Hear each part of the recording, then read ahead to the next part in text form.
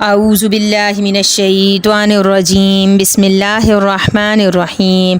پیارے ناظرین، آج میں آپ کو قرض سے پریشان حال لوگوں کے لیے ایک دعا بتاؤں گی۔ پیارے ناظرین، قرض ایک ایسی پریشانی ہے کہ انسان عاجز اور بے بس ہو جاتا ہے۔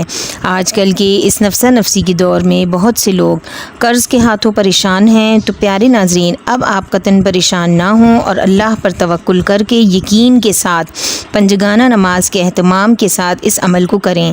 ناظرین، ایک شخص حضرت علی رضی اللہ تعالی عنہ کی خدمت میں آیا اور عرض کی کہ اے شیر خدا، میں عاجز ہو گیا ہوں، میری کچھ مدد فرمائیے۔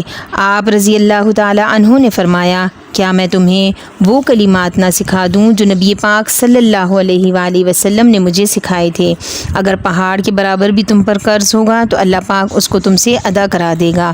وہ دعا یہ ہے، بسم اللہ الرحمن الرحیم، اللہم اکفنی بحلالک عن حرامک واغننی بفضلک عمن سواک، اللہم اکفنی بحلالک عن حرامک واغننی بفضلک عمن سواک۔ روزانہ بعد از نماز مغرب اول و آخر 3 بار درود شریف اور 100 بار یہ دعا پڑھیں۔ انشاءاللہ تعالی اللہ پاک اپنا خاص کرم فرمائیں گے۔